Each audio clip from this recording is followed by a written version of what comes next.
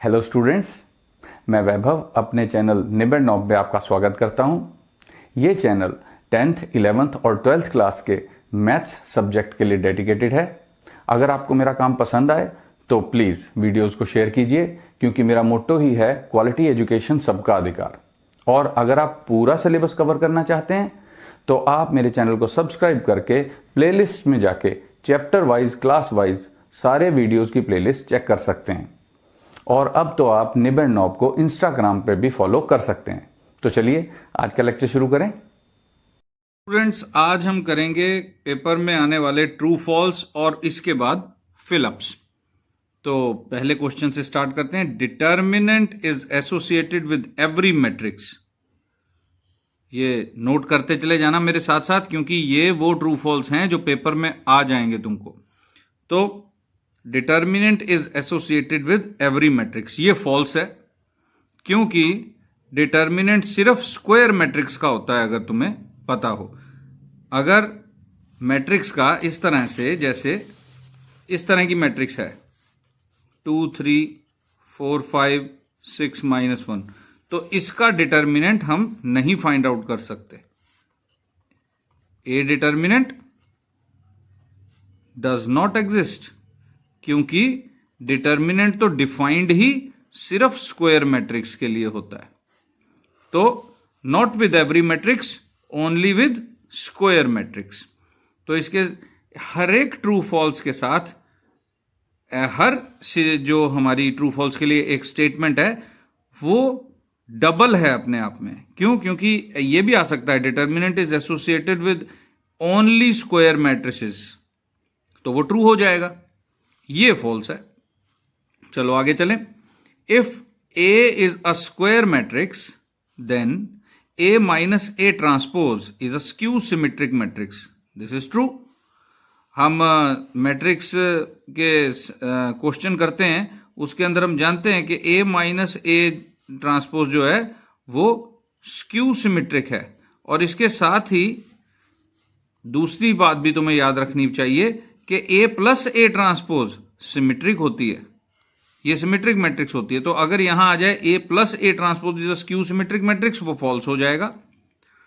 तो if A is a square matrix then A minus A transpose is a skew symmetric matrix, this is true. चलो अगला देखते हैं। Minors and cofactors of diagonal elements of a square matrix are same. Square matrix के diagonal elements के जो miners और cofactors निकालोगे वो सेम ही होते हैं, वो दोनों बराबर होंगे। तो ये बिल्कुल ट्रू है। क्यों? क्योंकि देखो, माइनर 1 1 2 2 और 3 3, और कोफैक्टर 1 1 2 2 3 3। और देखो ये 1 + 1 even number, 2 + 2 even number, 3 + 3 even number. तो ये बराबर ही होंगे, ये इसके बराबर होगा, ये इसके बराबर होगा, और वो इसके बराबर होगा। तो माइनर्स और कोफैक्टर्स डायगोनल एलिमेंट्स के हमेशा बराबर होते हैं। और क्योंकि हम माइनर्स और कोफैक्टर्स की बात कर रहे हैं तो ऑब्वियसली मैट्रिक्स तो स्क्वायर ही होगी। फिर भी क्वेश्चन में स्क्वायर मैट्रिक्स बता दिया गया है, तो कोई दिक्कत नहीं। तो अब तुम्हें पता लग गया this is a true statement. तो इसी से जुड़े इसी टाइप के ट्रू फॉल्स आ सकते हैं, क्योंकि बाकी सारे 1 मार्क के क्वेश्चन तो एमसीक्यू में आ ही चुके हैं। तो अब आ जाते हैं डेरिवेटिव पे। If y is equal to 5x then dy/dx is 6। This is wrong. हम सब जानते हैं कि dy/dx तो 5 होगा, 6 नहीं होगा। तो इसी तरह अगर यहां 5 आ जाए तो वो ट्रू हो जाएगा कि if y is equal to 5x then dy/dx is equal to 5, वो ट्रू हो जाएगा। चलो अगला देखें। अब differentiation of a function of type fx equal to gx power hx is done by using logarithms। तो ये एक ट्रू स्टेटमेंट है। देखो ये अच्छी तरह से देख लो इसको, fx equal to gx power hx। तो ये कैसा है?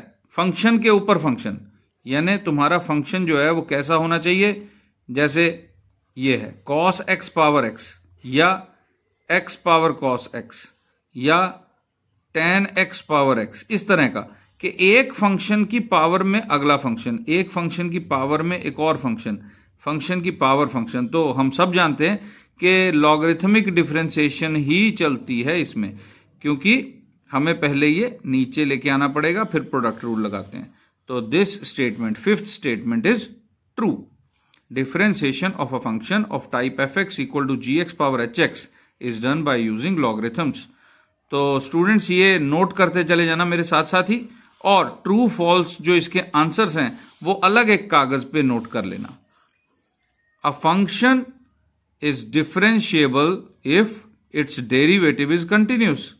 देखो दोबारा सुनो, बहुत ही कंसेप्चुअल ये स्टेटमेंट है। अ फंक्शन इज डिफरेंशिएबल, एक फंक्शन कब डिफरेंशिएबल होता है? जिस पॉइंट पे जहां पर अगर उसका डेरिवेटिव, फंक्शन का डेरिवेटिव भी कंटिन्यूस हो। देखो ये हमारा फंक्शन है और इसका डेरिवेटिव किया एफ डैश एक्स, तो अगर ये वाला फंक्शन जो हम कह रहे हैं ये अगर कंटिन्यूस हो जाता है तो हम कहेंगे कि एफ जो है वो डिफरेंशिएबल है। ये ट्रू स्टेटमेंट है। डिफरेंशिएबिलिटी की स्टेट जो कंडीशन होती है वो यही होती है कि जब डेरिवेटिव फंक्शन का कंटिन्यूस हो। फंक्शन का यानी एफ का डेरिवेटिव ये जब कंटिन्यूस होगा तो फंक्शन डिफरेंशिएबल कहलाता है। यही डेफिनेशन है। तो सिक्स्थ क्या है? सिक्स्थ स्टेटमेंट भी ट्रू है। आगे देखो, if y is equal to secant X then dy by D x is equal to log of ten X. ये तो गलत है, क्योंकि सीकेंट एक्स का डेरिवेटिव होता है सीकेंट एक्स टेन एक्स, तो ये एक रॉन्ग स्टेटमेंट है। This is false. चलो अगला देखते हैं, eighth. If y is equal to sine X then d2y by D X square is equal to minus Y. देखें जरा ये ठीक है कि नहीं। देखो डेरिवेटिव करो, sine X, Y is equal to sine X है, इसका एक बार डेरिवेटिव किया, कितना आ गया? कॉस एक्स, और फिर से डेरिवेटिव किया तो कॉस एक्स का डेरिवेटिव कितना होगा स्टूडेंट्स? Minus sine x. तो ऑब्वियसली साइन एक्स कितना है? वाई, तो ये हो गया माइनस वाई। तो ये स्टेटमेंट ट्रू है। देखो वाई चाहे कॉस एक्स हो चाहे साइन एक्स हो, डबल डेरिवेटिव जो है वो माइनस वाई के बराबर ही आएगा। कॉस एक्स हो चाहे साइन एक्स हो, जौन सा मर्जी हो, इसमें से डबल डेरिवेटिव इनका माइनस वाई के बराबर हो जाता है। करके देख लो, साइन का तो किया, साइन का कॉस हो गया, कॉस का माइनस साइन। अब अगर कॉस का करें तो कॉस का हो जाएगा माइनस साइन का माइनस कॉस, तो अगेन आ तो माइनस वाई ही रहा है। तो ये ट्रू स्टेटमेंट है। Eighth statement is true. अगला है, इंटेग्रेशन पे चलते हैं। Integral of ten x D x is secant square x plus सी। तो ये स्टेटमेंट गलत है, क्योंकि टेन एक्स का डेरिवेटिव सीकेंट स्क्वायर होता है, सीकेंट स्क्वायर का इंटेग्रल टेन एक्स होता है, लेकिन टेन एक्स का इंटेग्रल सीकेंट स्क्वायर नहीं होता। तो टेन एक्स का होता क्या है फिर? तुम्हें याद होगा कि टेन एक्स का इंटेग्रल होता है log mod secant x plus सी। तो ये गलत है हमारी स्टेटमेंट, ये वाली। उसके बाद अगला देखो, constant of integration is always positive. तो ये भी रॉन्ग स्टेटमेंट है, फॉल्स है। कांस्टेंट ऑफ इंटीग्रेशन, ये जो प्लस सी लगाते हैं हम, ये हमेशा ही पॉजिटिव होगी। ये तो गलत है, ये तो नेगेटिव भी हो सकती है, इसमें कोई दिक्कत नहीं। अच्छा अब ये देखो, ये स्टेटमेंट ट्रू है कि फॉल्स है? अंदाजा लगाओ। मुझे लगता है आधे बच्चे इसको गलत अंदाजा लगाएंगे। ट्रू है कि फॉल्स है? सोचो, मैं आंसर बताता हूं। तो ये फॉल्स है, ट्रू नहीं है, क्योंकि फंक्शन एफ है तो उसका इंटेग्रल सेम फंक्शन कैसे हो सकता है? ये एक्चुअली जब हम एफ इस्तेमाल कर रहे हैं और यहां भी एफ यही वाला इस्तेमाल कर रहे हैं, तो इसका मतलब ये हो गया कि हम फंक्शन को चेंज नहीं कर रहे, जबकि इंटेग्रेशन करके सिर्फ ई की पावर एक्स ऐसा फंक्शन है जो चेंज नहीं होता, बाकी सारे चेंज हो जाते हैं। कैसे? देखो मैंने अगर साइन एक्स का इंटेग्रल किया तो वो बन गया माइनस कॉस एक्स प्लस सी।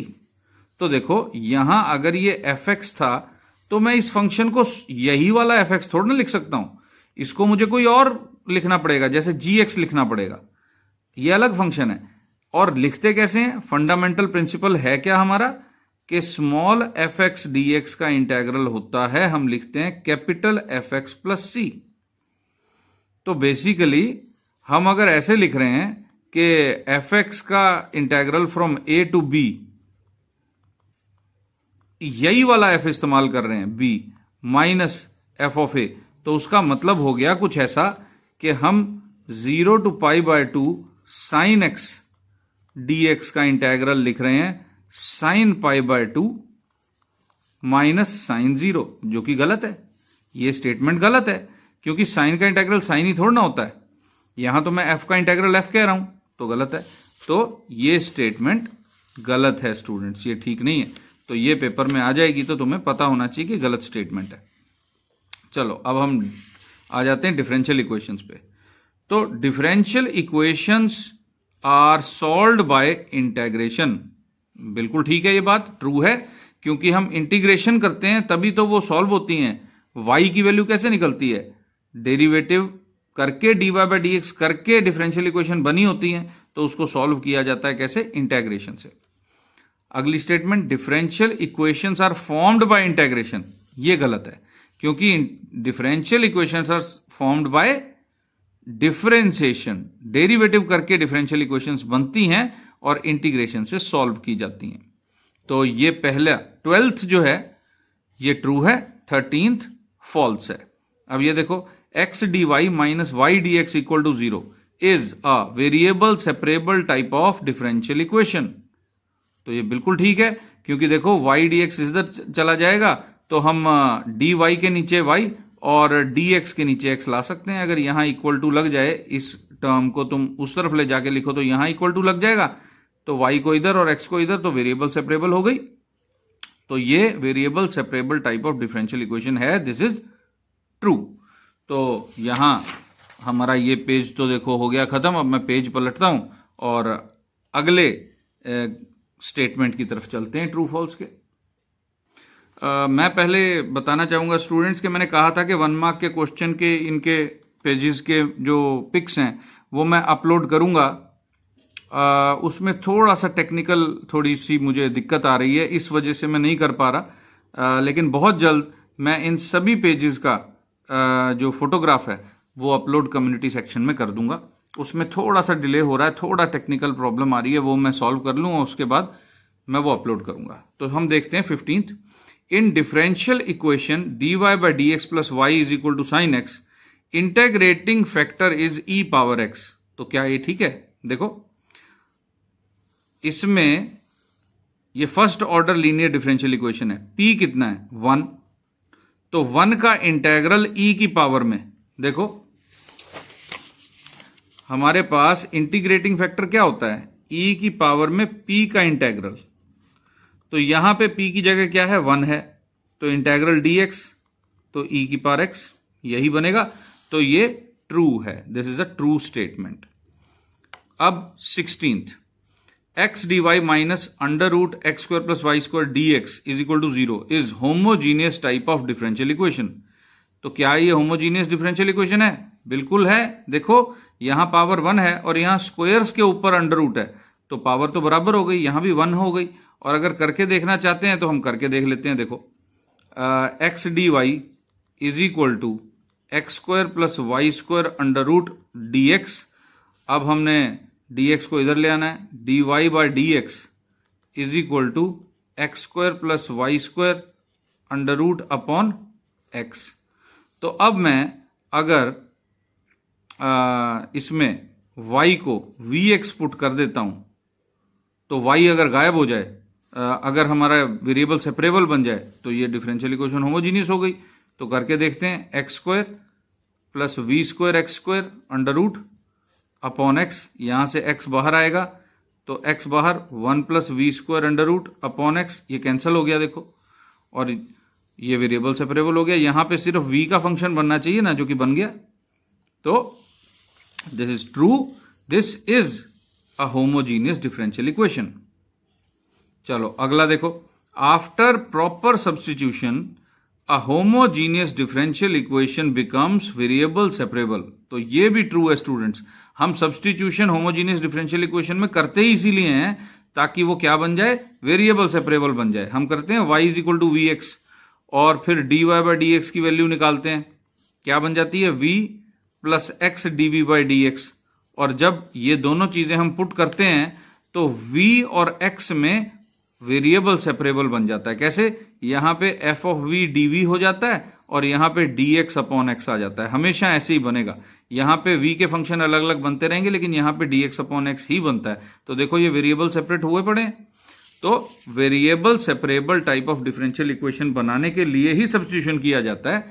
तो 17th स्टेटमेंट भी हमारी क्या हो गई? ट्रू हो गई। चलो आगे देखते हैं, अब आगे बढ़ते हैं वेक्टर की तरफ। a cross b is parallel to a, this is false, क्योंकि a क्रॉस b करके जो वेक्टर आएगा वो a और b दोनों से परपेंडिकुलर होता है, पैरेलल नहीं होता। तो यहां b आ जाए चाहे a आ जाए, फॉल्स स्टेटमेंट। अगला देखो 19th, scalar product of two parallel vectors is 0, ये भी फॉल्स है। Scalar product of two perpendicular vectors जो होता है ना वो 0 होता है। पैरेलल वेक्टर्स की स्केलर प्रोडक्ट 0 नहीं होती। 20th, a cross a modulus या magnitude is equal to a magnitude का स्क्वायर, ये भी फॉल्स है, क्योंकि वेक्टर का उसी के साथ क्रॉस प्रोडक्ट हमेशा क्या बन जाता है? 0 बन जाता है। क्यों बन जाता है? देखो, अब a वेक्टर और a वेक्टर में एंगल कितना होगा? 0 डिग्री का होगा। तो जब हम करेंगे a क्रॉस a तो क्या आएगा? a magnitude sine 0 degree n cap. Sine 0 कितना है? 0, तो इसने 0 वेक्टर बना दिया। और अगर ये हम मैग्नीट्यूड ले लें इसका, तो इसका मैग्नीट्यूड कितना? 0, ना कि a मैग्नीट्यूड का स्क्वायर। ऐसा नहीं होता। हाँ, a डॉट a करते हैं जब हम, तब वो a मैग्नीट्यूड का स्क्वायर बन जाता है। तो ये 2 क्वेश्चन बन सकते हैं इस तरह। यहां पे a डॉट a मॉडुलस या magnitude is equal to a magnitude का स्क्वायर, वो ट्रू होगा। लेकिन क्रॉस प्रोडक्ट जो है वेक्टर का अपने ही साथ, वो 0 वेक्टर होता है। 21st देखो, a cross b is perpendicular to both a and b, तो ये ट्रू स्टेटमेंट है बिल्कुल, क्योंकि क्रॉस प्रोडक्ट की डेफिनेशन ही यही है। तो अब 22nd देखते हैं। Point 102 lies in the plane x minus Y minus Z plus 1 is equal to 0। तो ये बहुत आसान है चेक करना। देखो हमारे पास है x minus Y minus Z plus 1 is equal to 0। ये हमारा प्लेन है, देखो ये प्लेन है। और पॉइंट क्या है? 102। तो देखो x की जगह 1 पुट कर दो, y की जगह 0 और z की जगह 2 प्लस 1 इज इक्वल टू 0। तो क्या ये सेटिस्फाई होगी इक्वेशन? देखो 1 plus 1 2, 2 minus 2 0 is equal to 0, true आ गया। 0 इज इक्वल टू 0 होता है। तो ये एक ट्रू स्टेटमेंट है। x की जगह 1, y की जगह 0, z की जगह 2 यहां पे पुट कर दो। अगर 0 इज इक्वल टू 0 बन जाए तो ये पॉइंट इसी प्लेन पर लाई करेगा। Question number 23, 5x minus Y plus 2z is equal to 11 is Cartesian equation of a line. तो फॉल्स है स्टूडेंट्स, क्योंकि ये कार्टेशियन इक्वेशन तो है लेकिन प्लेन की है, लाइन की नहीं है। यहां लाइन लिखा हुआ है। अगला देखो, r vector is equal to i plus j minus k plus lambda times 2i plus j plus k is vector equation of a plane. तो ये भी गलत हो गया, क्योंकि वेक्टर इक्वेशन तो ये है लेकिन लाइन की, प्लेन की नहीं। तो इसके साथ ही क्या बन जाता है? इसके साथ ही अगर यहां लाइन लिखा हुआ हो तो ट्रू हो जाएगा, यहां प्लेन लिखा हुआ हो तो ट्रू हो जाएगा। तो एक स्टेटमेंट ट्रू के लिए भी आ सकती है और फॉल्स के लिए भी आ सकती है। तो ये सारे डबल क्वेश्चन है, दो क्वेश्चन है ये। चलो अगला देखते हैं। Direction cosines of Y axis are 0 1 0, तो ये ट्रू है। अब अगर यहीं पे मैं एक्स एक्सिस के डायरेक्शन को साइन लिखूं तो 1 0 0 हो जाएगा। अगर जेड एक्सिस के डायरेक्शन को साइंस लिखूं तो 0 0 1 हो जाएगा। और वाई एक्सिस के कितने हैं? अभी हमने देखे 0 1 0। तो अगर फॉल्स स्टेटमेंट देनी है तो ऐसे दे देंगे कि एक्स एक्सिस के डायरेक्शन रेशो ये हैं, तो फॉल्स हो जाएगा। तो तुम्हें डायरेक्शन रेशो पता होने चाहिए तीनों एक्सिस के। तो ये ट्रू स्टेटमेंट है। अब आ जाओ हमारा last topic, probability. Probability of occurrence of any event in is always greater than 1। तो ये तो फॉल्स है, क्योंकि प्रोबेबिलिटी 1 से ऊपर हो ही नहीं सकती। क्यों नहीं हो सकती? देखें जरा, देखो प्रोबेबिलिटी 1 से ऊपर क्यों नहीं हो सकती? हमारी प्रोबेबिलिटी होती है number of favourable outcomes divided by total number of outcomes. तो टोटल नंबर ऑफ आउटकम्स तो हमेशा फेवरेबल आउटकम्स से ज्यादा ही रहेंगे ना। तो ये P बाय Q फॉर्म में है, लेकिन P is always less than equal to Q, क्योंकि इन्हीं टोटल आउटकम्स में से तो फेवरेबल आउटकम्स काउंट हो रहे हैं। तो ज्यादा से ज्यादा P बराबर हो सकता है, तो यानी कि ये हमेशा लेस देन इक्वल टू 1 रहेगा। और कम से कम P की क्या वैल्यू हो सकती है? 0, कोई भी फेवरेबल आउटकम ना मिले तो P ओवर Q जो है वो 1 और 0 के बीच में ही होगा, यानी कि किसी भी इवेंट की प्रोबेबिलिटी 0 और 1 के बीच में होती है ऑलवेज। तो ये हो गया हमारा रॉन्ग स्टेटमेंट हो गई।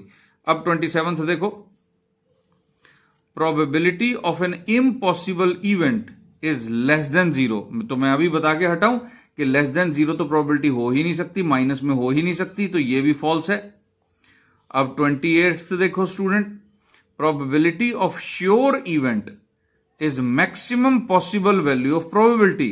तो ये ट्रू है, क्योंकि ज्यादा से ज्यादा प्रोबेबिलिटी की वैल्यू 1 हो सकती है और श्योर इवेंट की प्रोबेबिलिटी 1 होती है, क्योंकि टोटल आउटकम्स ही फेवरेबल आउटकम्स होते हैं। 29th देखो, if P of E is 1/3 then P of A E bar is 2/3। ये भी करेक्ट है। क्यों करेक्ट है? क्योंकि देखो P ऑफ E बार कैसे निकालते हैं? ये होता है P ऑफ नॉट E और ये होता है 1 माइनस P ऑफ E।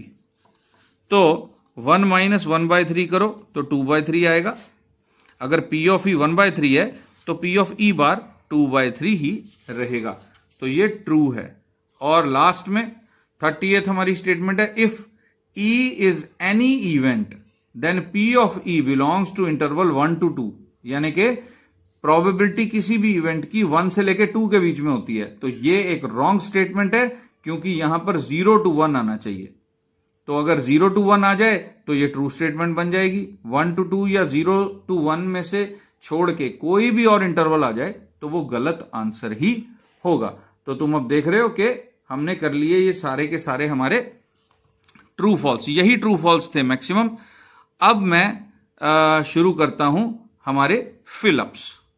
तो स्टूडेंट्स अब शुरू करते हैं हम फिलअप्स, जो कि दोबारा से 8 ही आने। तुमको ये पता होना चाहिए, बोर्ड पंजाब बोर्ड के एग्जाम में 16 MCQ आने, 8 ट्रू फॉल्स आने और 8 फिलअप्स होंगे। तो हम MCQ पिछले कुछ वीडियोस में कर चुके हैं, ट्रू फॉल्स अभी मैंने खत्म किए, और अब हम अपने 8 फिलअप्स की तैयारी करते हैं। तो देखो, ये है हमारा पहला fill up, domain of tan inverse function is. अब तुम ये साथ साथ लिखते जाओ और आंसर भी नोट करते चले जाना। मैं यहां पे नोट कर रहा हूं, तुम्हें बता रहा हूं। Domain of tan inverse function, tan inverse function जो होता है उसकी डोमेन होती है ऑल रियल नंबर्स, और उसकी जो रेंज होती है वो -π/2 से π/2 के बीच में होती है।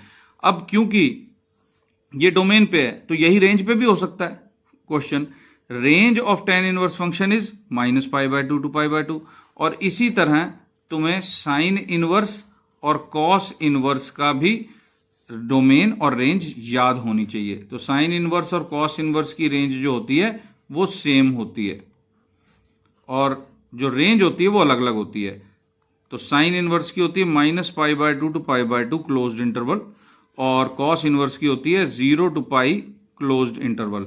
वैसे अमूमन यही 3 हैं 99% जिनकी डोमेन रेंज पूछी जाती है 1 मार्क क्वेश्चन में। Secant inverse, cosecant inverse, cot inverse की नहीं पूछी जाती। तो तुम ये 6 याद कर लोगे तो तुम ये समझ लो कि कम से कम 1 या 2 मार्क्स पक्के कर लोगे। चलो अगला देखो, secant inverse 2 is. Secant inverse 2 कितना होगा? देखो, अगर तुम्हें सीकेंट इनवर्स नहीं याद रहता तो सीकेंट इनवर्स 2 जो होता है वो कॉस इनवर्स 1/2 के बराबर होता है। कैसे, देखो सीकेंट थीटा ट्रिग्नोमेट्री में 1/cos थीटा होता है, ये दोनों आपस में क्या होते हैं, रेसिप्रोकल होते हैं। तो इनवर्स ट्रिग्नोमेट्री में हम बीच वाला नंबर 1/, कर देते हैं। तो ये तो तुम्हें पता है कि cos थीटा कहां पे 1/2 आंसर देता है, cos थीटा कहां पर 1/2 आंसर देता है, सोचो जरा, ये होता है 60 डिग्री पर, यानी π/3। तो इसका आंसर है π/3। अब cos इनवर्स 0 कितना होता है, cos इनवर्स 0 यानी कि cos कहां पर 0 आंसर देता है, वो 90 डिग्री पर, यानी π/2। तो 2 का आंसर है π/3, 3 का आंसर है π/2। अब fourth, range of function sine inverse, देखो range of function sine inverse ये -π/2 टू π/2, ये है इसका answer. Range of function sine inverse is -π/2 to π/2 closed interval. तो ये है। तो ये तो कुछ क्वेश्चंस हैं जो आ सकते हैं तुम्हारे फिलअप्स में इनवर्स ट्रिग्नोमेट्री में से। अब हम चलते हैं अपने अगले चैप्टर पे। If order of matrix capital A is 3/2 then order of matrix A transpose is 2/3। इसको पलट दो, रोज कॉलम्स में चेंज कर देते हैं और कॉलम्स रोज में चेंज कर देते हैं, तो ये बदल जाएगा, 2/3 इज द आंसर। अगला देखो, if a matrix A is equal to Aij और उसका ऑर्डर क्या है 2/2 such that Aij is equal to ai² plus j², then A21 is, तो 21 देखो यहां पे सॉल्व कर लो, हमको दिया हुआ है Aij is equal to i² plus j², और हमसे पूछा हुआ है A21। तो ये जो पहला नंबर है ये i है और ये दूसरा नंबर जो है वो j है। तो i की जगह 2 रख दो, 2² प्लस j की जगह दूसरा नंबर रख दो, तो 4 + 1 5। तो बहुत आसान है, देखो, तो इसका आंसर आ गया 5। अब अगला देखो, इफ A is any square matrix then A plus A transpose is a symmetric matrix. Symmetric matrix, A plus A transpose symmetric matrix होती है। और अगला देखो 8th, if A is any square matrix then A minus A transpose is a skew symmetric matrix. तो minus आ गया तो skew symmetric, plus आ गया तो सिमेट्रिक मैट्रिक्स। 9th देखो, अब if A and B are matrices such that AB is equal to BA is equal to identity matrix, then A and B are dash of each other, inverse of each other। Inverse की यही definition होती है कि अगर दो matrices एक दूसरे की इनवर्स मैट्रिसेस हैं तो दोनों को मल्टीप्लाई किसी भी ऑर्डर में करें, मिलेगी हमको आइडेंटिटी मैट्रिक्स ही। तो इनवर्स आएगा यहां पर स्टूडेंट्स। तो इस तरह के कुछ क्वेश्चन तुम्हारे जो हैं वो फिलअप्स बनते हैं हमारे डिटरमिनेंट चैप्टर मैट्रिसेस के। और अब आते हैं हम डेरिवेटिव्स पे। तो derivative, if y is equal to e⁴x then d2y/dx² is. तो यहां पर देखो, अगर y है e⁴x तो dy/dx कितना आएगा, ऑब्वियसली 4e⁴x, और डबल डेरिवेटिव कितना आएगा, फिर से 4 आगे आएगा तो 16e⁴x। अब क्योंकि ऑप्शन दिए हुए होंगे क्वेश्चन के, तो जरूरी नहीं ये ऑप्शन भी दिया हुआ हो, ये ऑप्शन भी दिया हो सकता है, क्योंकि e⁴x क्या है, वो तो y है। तो 16e⁴x या 16y दोनों ही आंसर ठीक हैं, तुम जौन सा मर्जी लिख दो। लेकिन गिवन ऑप्शंस में से 16y अगर है तो 16y को ही करेक्ट आंसर माना जाएगा, 16e⁴x को ठीक आंसर नहीं माना जाएगा। क्योंकि 2021 का जो पेपर होना है अब मार्च में, जो ऑब्वियसली अब मार्च में नहीं अप्रैल में गया है, तो इसमें खास तौर पे फिलअप्स के लिए क्या किया गया है, फिलअप्स के लिए तुमको ऑप्शंस दिए हुए होंगे, मतलब आंसर लिखे हुए होंगे। उन जितने भी नीचे फिलअप्स हैं उनके आंसर यहां लिखे होंगे, तुमने चुनना है कि किस फिलअप में, किस ब्लैंक में कौन सा आंसर आएगा। तो वहां पर ऐसा हो सकता है कि 16e⁴x ना हो, 16y हो। तो कंफ्यूज नहीं होना स्टूडेंट्स, 16y भी इसका आंसर ही है, और तुमने 16y को चूज करोगे तो आंसर आएगा। अगर यहां 16y दिया हुआ है तो 16y को करेक्ट आंसर समझा जाएगा, इसको करेक्ट आंसर नहीं समझा जाएगा, क्योंकि गिवन ऑप्शंस में से ही तुमने नीचे भरने हैं फिलअप्स।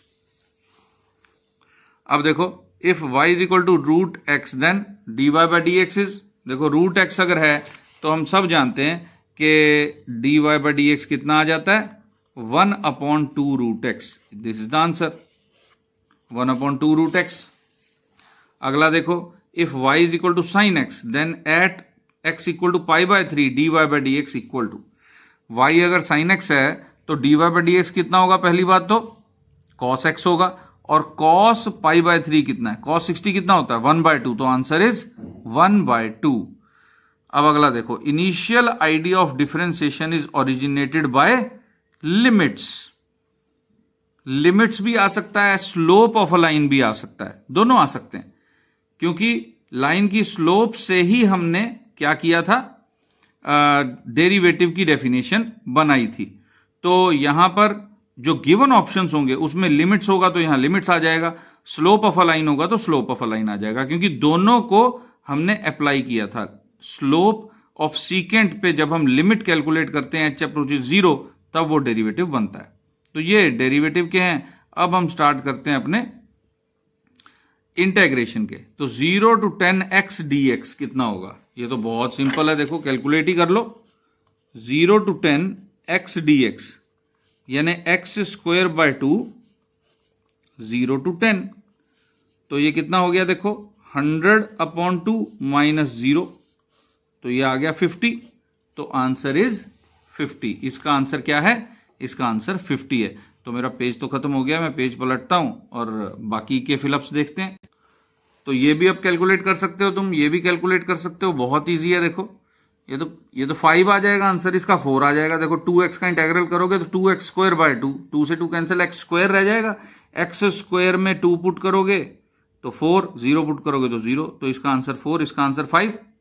फिर है integration is reverse process of. Integration किसका रिवर्स प्रोसेस होता है, डिफरेंशिएशन। तो integration is reverse process of differentiation. अगला देखो, if integral fx dx is equal to capital fx plus c, then integral from a to b fx dx is. अब यहां देखो ये कैपिटल f लिखा हुआ है ना, बिल्कुल इसी तरह। तो यहां पे क्या आएगा, capital f of b minus capital f of a। कैसे, देखो यहां आएगा a to b fx dx is equal to capital f of b minus capital f of a। ये फिलिंग द ब्लैंक का आंसर है। अगला देखो, integrating factor of dy by D X. अब डिफरेंशियल इक्वेशन पे आ गए हम। Integrating factor of dy by D X plus 2xy is equal to sine x is, देखो 2x का इंटेग्रेशन करना है हमने e की पावर में, तो 2x का इंटेग्रेशन होता है x स्क्वायर, तो e की पावर x स्क्वायर। यहां पर क्या आंसर आएगा, e की power x square. 20th, order of differential equation is always dash integer. Order जो होता है वो डिफरेंशियल इक्वेशन का हमेशा पॉजिटिव इंटीजर होता है, पॉजिटिव। Answer is positive. मैं ये मान के चल रहा हूं स्टूडेंट्स कि तुम ये साथ के साथ नोट करते जा रहे हो, क्वेश्चन ये स्टेटमेंट्स भी और इसके आंसर भी। और आंसर यहां मत नोट करना, अलग नोट करना, ताकि तुम जब प्रैक्टिस करो तो तुम्हारी प्रैक्टिस में कोई भी कमी ना आए। तुम्हारे सामने अगर आंसर होंगे तो तुम्हें सोचने का टाइम ही नहीं मिलेगा। जब सामने आंसर दिख गए तो प्रैक्टिस हो ही नहीं पाएगी। चलो अगला देखो, R vector is equal to A vector plus lambda B vector is dash equation of line. देखो ऑब्वियसली वेक्टर है तो vector equation of line. A X plus B Y plus C Z plus D is equal to 0 is Cartesian equation of plane. बहुत आसान है, देखो Cartesian answer आएगा यहां पर, क्योंकि इसमें आई जे के नहीं है, वेक्टर नहीं लगा हुआ, तो कार्टीजियन इक्वेशन हो गई। 23rd, direction ratios of normal to the plane 2x plus Y minus Z is equal to 10 r। Normal direction ratio plane के नॉर्मल के क्या होंगे, 2, 1, -1। कैसे, देखो ऐसे लिखेंगे 2, 1, -1। क्यों, क्योंकि नॉर्मल के डायरेक्शन रेशियो कैसे देखते हैं प्लेन के, जो एक्स वाई जेड के कॉफिशिएंट हैं यही नंबर होते हैं। तो यहां पे आएगा 2, 1, -1। Vector equation of plane is, अब इसका आंसर क्या है, प्लेन की वेक्टर इक्वेशन कैसे बनती है, r dot N vector is equal to D. ये होती है प्लेन की वेक्टर इक्वेशन, ये नोट कर लो। उससे अगला, डायरेक्शन रेशियोज ऑफ लाइन। इस लाइन के डायरेक्शन रेशियो क्या है, देखो हम इस लाइन को अलग से लिखते हैं, x -1/3 is equal to 2y minus 6 upon 8 is equal to 5 minus z upon 7। तो देखो इसके 3, 8, 7 दिख रहे हैं लेकिन है नहीं। क्यों नहीं है? क्योंकि यहां y के साथ 2 है और यहां z के साथ माइनस है, जबकि जैसे x माइनस 1 अपॉन 3 है, ऐसे ही x, ऐसे ही y, ऐसे ही z चाहिए होता है। तो हम इसको जरा ठीक कर लेते हैं।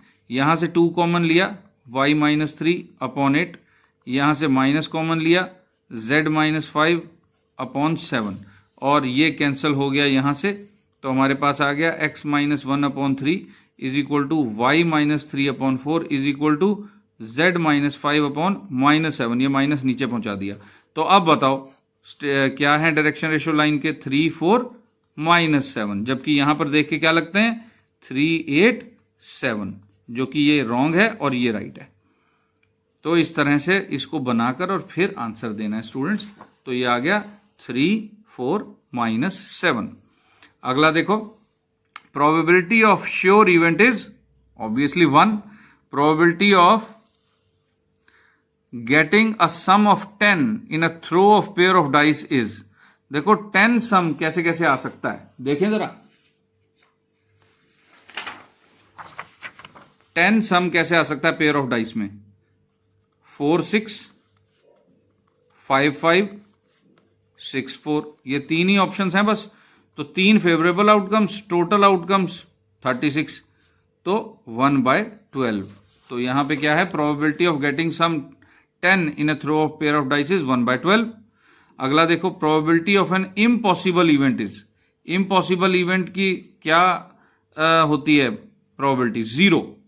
If P of E is 1/5 then P of not E 4/5। इसका आंसर 4/5 है। देखो 1 में से माइनस कर दो इसको। और अब ये last, if A and B are independent events then P of A intersection B is. देखो दो इवेंट्स जब इंडिपेंडेंट हों तो उनके जो इंटरसेक्शन की प्रोबेबिलिटी है वो दोनों की प्रोबेबिलिटी को मल्टीप्लाई करके आ जाती है। तो ये आंसर है P of A into P of B. तो स्टूडेंट्स इस तरह से मैंने सारे ये ट्रू फॉल्स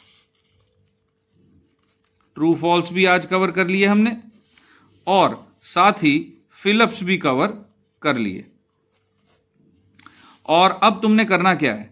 ये 1 मार्क के तुम्हारे 32 क्वेश्चंस की तैयारी के लिए तुमने रोज 1 मार्क के, चाहे वो एमसीक्यू हो, चाहे ट्रू फॉल्स, चाहे फिलअप्स, तुमने एक एक करके 10 ईच रोज करने हैं। 10 ईच का मतलब है कि तुमने 10 ईच को छोड़ देते हैं, चलो 10 जो हैं रोज 1 मार्क के क्वेश्चन उठा लेने हैं। तो जितने जितने भी होंगे आगे से आगे पहले एमसीक्यूज को खत्म करो, फिर ट्रू फॉल्स को खत्म करो, फिर फिलअप्स को खत्म करो, और फिर जब फिलअप भी खत्म हो जाए तो फिर ट्रू एमसीक्यू पे आ जाओ। और ये इस तरह से तुम ये सर्कुलर वे में चलते ही रहो जब तक कि पेपर नहीं हो जाता। और 10 क्वेश्चन करने में कितना टाइम लगेगा? हार्डली 15 मिनट्स लगेंगे स्टूडेंट्स। लेकिन ये 15 मिनट अगर रोज लगाओगे तो 32 नंबर्स पक्के हो जाएंगे तुम्हारे। तो आज हम यहीं खत्म करते हैं अपना टॉपिक आज, और इसके बाद मैं तुम्हें कुछ सैंपल पेपर जो हैं या कहो कि गेस्ट पेपर्स वो भी सॉल्व करवाऊंगा और उसकी प्रैक्टिस करना। बाकी तुम सब जानते हो स्टूडेंट कि अगर तुम्हें पसंद आ रहे हैं मेरे वीडियो तो सब्सक्राइब कर लो, फ्री ऑफ कॉस्ट है। और प्लेलिस्ट में जाकर तुम सब जानते हो कि मेरे प्लेलिस्ट में 10th, 11th और 12th क्लास तीनों ही क्लासेस के चैप्टर वाइज सारा सिलेबस पड़ा हुआ है, वहां से फॉलो करो और ट्यूशन की मुसीबत से बच जाओ। बाकी कमेंट सेक्शन में जाकर 1 to 5 के स्केल पर इस वीडियो को रेट जरूर करना स्टूडेंट्स, ताकि मुझे पता लग सके कि मेरा सब्जेक्ट मैटर तुम्हें कहां तक पसंद आया। तो इसकी प्रैक्टिस करो स्टूडेंट्स, बेस्ट ऑफ लक। अब हम मिलेंगे अगले वीडियो में किसी सैंपल पेपर के साथ। Thank you for watching.